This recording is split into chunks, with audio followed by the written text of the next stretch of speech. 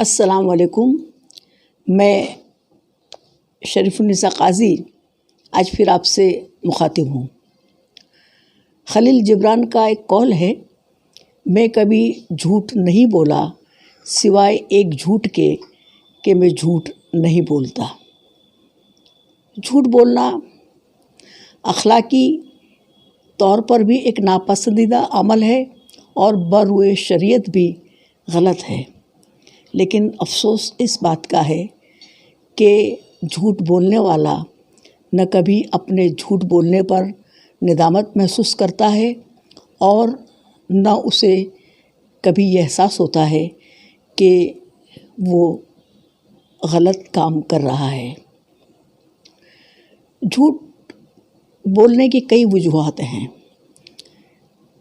اپنے عیب پر پردہ ڈالنے کے لیے، اپنی برائیوں کو چھپانے کے لیے، اپنے آپ کو نمایاں ثابت کرنے کے لیے، اپنے فائدے کے لیے، یا پھر کسی کو نیچا دکھانے کے لیے. ایسی بہت ساری وجوہات ہیں کہ جس کی بنا پر فرد جھوٹ بولتا ہے، اور کبھی کبھی تو مذاق میں بھی جھوٹ بول لیتا ہے اور کبھی کبھی تو خواہ بھی جھوٹ بولنے لگتا ہے. جیسا کہ ایک کہاوت ہے کہ جھوٹ کے پیر نہیں ہوتے. جھوٹ بولنے والا جب جھوٹ بولتے ہوئے پکڑا جاتا ہے یا وہ جھوٹ بول رہا ہے، اس بات کا پتہ لوگوں کو چلتا ہے تو اس کی بڑی بے عزتی ہوتی ہے. لوگ اس پر بھروسہ نہیں کرتے، لوگ اس پر اعتماد نہیں کرتے. اور نہ یہ کہ صرف انفرادی طور پر جھوٹ بولنے والے کو نقصان پہنچتا ہے، بلکہ سماجی نقطۂ نظر سے بھی جھوٹ کی وجہ سے کئی فتنے برپا ہوتے ہیں. کئی وارداتیں، کئی جھگڑے، فساد، نفرتیں، جس کی بنیاد جھوٹ ہوتا ہے. ایک کہانی بہت مشہور ہے، بھیڑیے کی کہانی، کہ ایک لڑکا چلانے لگتا ہے کہ بھیڑیا آیا، بھیڑیا آیا. لوگ دوڑ کر جاتے ہیں تو وہ ہنسنے لگتا ہے. لوگ واپس آ جاتے ہیں کیونکہ اس نے مذاق کیا تھا، وہ جھوٹ بولا تھا. پھر دوسری مرتبہ وہ چلانے لگتا ہے، پھر لوگ دوڑ پڑتے ہیں اور پھر لوگوں کو پتہ چلتا ہے کہ یہ تو جھوٹ بول رہا تھا. اور تیسری مرتبہ واقعی بھیڑیا آ جاتا ہے اور وہ لڑکا چلاتا ہے، بھیڑیا آیا، بھیڑیا آیا، مجھے بچاؤ، مجھے بچاؤ. لیکن لوگ یہی سمجھتے ہیں کہ یہ تو جھوٹا ہے، مکار ہے، جھوٹ بول رہا ہے، اور کوئی اس کو بچانا نہیں جاتا اور بھیڑیا اس کا کام تمام کر دیتا ہے. تو اس طرح سے کبھی کبھی جھوٹ بولنے والے فرد کو بہت بڑا نقصان بھی اٹھانا پڑتا ہے. اب ہم اس بات پر تھوڑی توجہ دیں کہ جھوٹ کون کون لوگ بولتے ہیں، جھوٹ کہاں کہاں بولا جاتا ہے، اور کس قسم کا جھوٹ بولا جاتا ہے.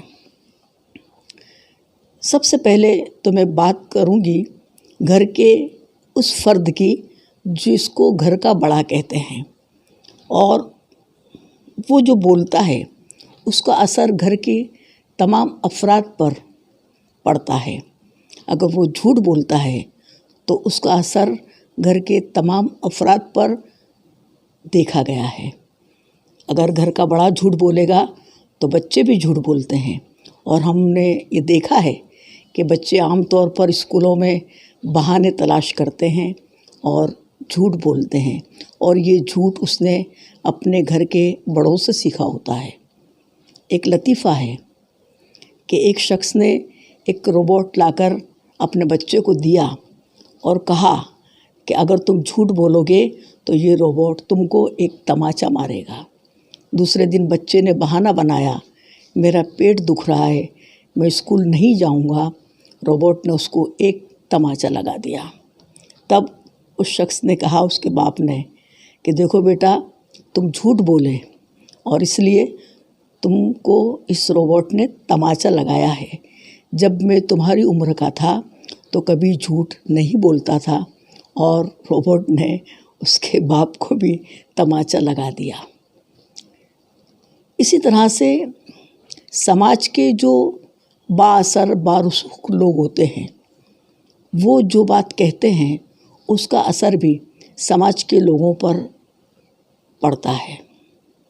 अगर वो झूठ बोलते हैं तब भी समाज के लोग उसे सच मान लेते हैं। और अभी तो एक नया चलन चला है कि अपनी बात में असर पैदा करने के लिए इस तरह के लोग किसी के नाम से भी ऐसे अक़वाल कह देते हैं, और हद तो यहाँ तक की कि कोई सनद नहीं है और बगैर किसी तहकीक के अहादीस भी आप सल्लल्लाहु अलैहि वसल्लम के नाम से मंसूब कर देते हैं कि जिसका कोई ज़िक्र कहीं देखने को नहीं मिलता। अब हम बात करें सियासी लोगों की, और ऐसा माना गया है कि झूठ बोलने में सियासी लोग बड़े माहिर होते हैं, और जब वो वोट लेने आते हैं तो बड़े बड़े वादे करते हैं और उसके बाद वो ऐसे गायब हो जाते हैं कि जैसे गधे के सर पर से सींग। अब मैं एक संजीदा बात करने जा रही हूँ, और वो है सोशल मीडिया की।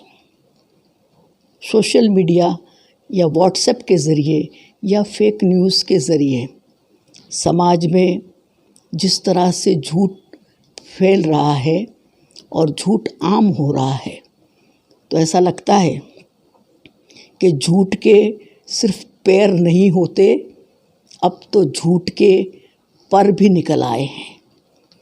और इस वजह से झूठ जो है वो इस तरह से समाज में फैल गया है, लोग बगैर तहकीक के, बगैर तस्दीक के इस तरह की पोस्ट फॉरवर्ड कर देते हैं कि जिसमें कोई सच्चाई नहीं होती, अफवाहें होती हैं, और इस तरह से समाज में अफवाहें फैलती हैं, गलत बात फैल जाती है, और नतीजा ये निकलता है कि लोग झूठ को सच मानने लगे हैं और गलत को सही समझने लगे हैं लोग।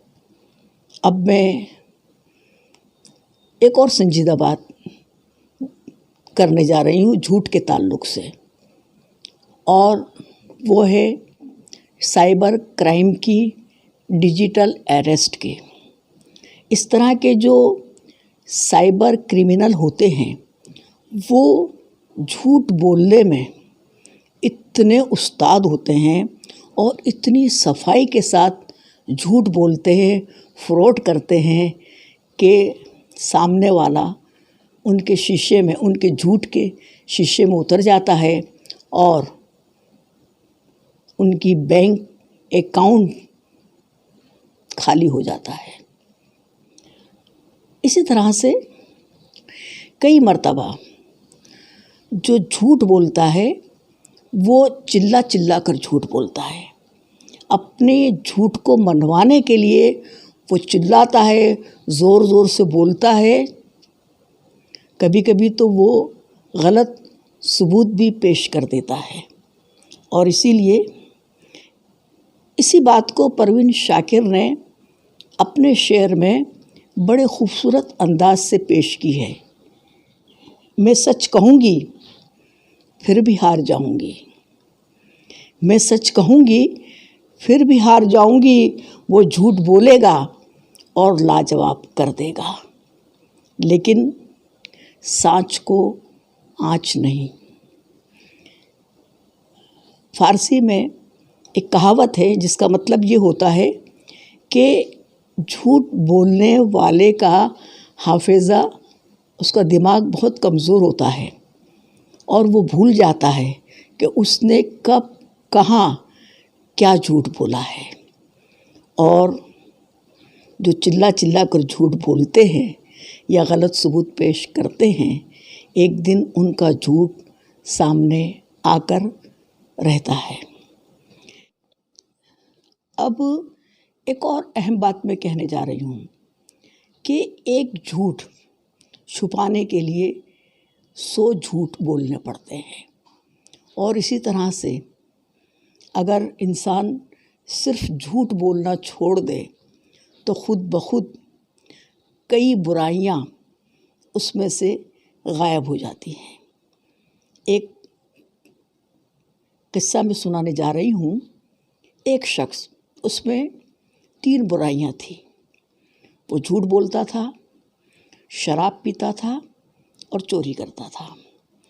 لیکن اللہ نے اس کو ہدایت دی اور اس کو خیال آیا کہ مجھے ان برائیوں کو چھوڑ دینا چاہیے، اور وہ ایک اللہ والے کے پاس جاتا ہے اور ان سے درخواست کرتا ہے کہ مجھ میں یہ 3 برائیاں ہیں، میں جھوٹ بولتا ہوں، چوری کرتا ہوں اور شراب پیتا ہوں، اور ان برائیوں سے میں چھٹکارا حاصل کرنا چاہتا ہوں، لیکن شرط یہ ہے کہ میں ایک ساتھ ان 3 برائیوں کو چھوڑ نہیں پاؤں گا۔ ہاں، ایک ایک کر کے میں یہ برائی چھوڑ سکتا ہوں۔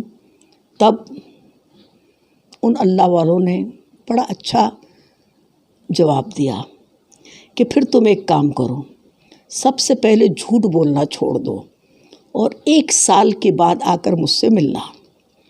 وہ شخص جب 1 سال کے بعد ان اللہ والوں سے ملتا ہے تو کہتا ہے چوری کرنا بھی چھوڑ دیا اور شراب پینا بھی چھوڑ دیا، کیونکہ جب میں نے چوری کا ارادہ کیا تو مجھے خیال آیا کہ اگر چوری کرتے ہوئے پکڑا گیا تو میں جھوٹ تو بول نہیں پاؤں گا اور مجھے سزا ملے گی، یا شراب پیتے ہوئے پکڑا گیا تو میں جھوٹ نہیں بول پاؤں گا اور بدنامی ہوگی۔ تو صرف میں نے جھوٹ چھوڑا اور شراب اور چوری، یہ دونوں برائیوں سے میں آزاد ہو گیا۔ آپ صلی اللہ علیہ وسلم نبوت سے پہلے بھی آپ کی صداقت کا یہ عالم تھا کہ آپ صلی اللہ علیہ وسلم کو لوگ صادق اور امین کہتے تھے، اور نبوت حاصل کرنے کے بعد وہ لوگ کہ جنہوں نے آپ کو نبی تسلیم نہیں کیا، وہ لوگ بھی آپ کو صادق اور امین تو تسلیم کرتے تھے۔ قرآن و حدیث میں جھوٹ کے تعلق سے بہت کچھ کہا گیا ہے۔ قرآن شریف میں اللہ تعالیٰ کا ارشاد ہے سورہ توبہ میں، اے ایمان والو، اللہ سے ڈرتے رہو اور سچ بولنے والوں میں شامل رہو۔ اسی طرح سے سورہ مومن میں اللہ تعالیٰ کا ارشاد ہے، اللہ تعالیٰ ان لوگوں کو راہ نہیں دکھاتا جو اسراف کرنے والے ہیں اور جھوٹے ہیں۔ اسی طرح سے اللہ تعالیٰ کا ارشاد ہے، لعنت کرے اللہ کی ان پر جو کہ جھوٹے ہیں۔ اسی طرح سے آپ صلی اللہ علیہ وسلم کی کئی احادیث ہیں جس میں جھوٹ بولنے سے آپ صلی اللہ علیہ وسلم نے سختی سے منع فرمایا ہے۔ ایک حدیث ہے، آپ صلی اللہ علیہ وسلم کا ارشاد ہے، ہمیشہ سچ بولو کیونکہ سچ نیکی کی طرف لے جاتا ہے اور نیکی جنت کی طرف۔ ایک شخص مستقل سچ بولتا رہتا ہے حتیٰ کہ سچا لکھ دیا جاتا ہے، اور جھوٹ سے بچو کیونکہ جھوٹ برائی کی طرف لے جاتا ہے اور برائی جہنم کی طرف۔ ایک اور حدیث ہے، ترمذی کی حدیث ہے، آپ صلی اللہ علیہ وسلم کا ارشاد ہے کہ جب بندہ جھوٹ بولتا ہے اس کی بدبو سے فرشتہ 1 میل دور چلا جاتا ہے۔ ایک اور صحیح بخاری کی حدیث ہے، آپ صلی اللہ علیہ وسلم نے فرمایا، جھوٹ بولنا گناہ کبیرہ ہے اور اسی طرح سے مسلم شریف کی ایک حدیث ہے کہ جھوٹ بولنا منافق کی نشانیوں میں سے ایک نشانی ہے۔ سچ بولنے والے کو لوگ پسند کرتے ہیں، عزت و احترام کی نظر سے اس کو دیکھتے ہیں، اس پر اعتماد کرتے ہیں، اس پر بھروسہ کرتے ہیں، اور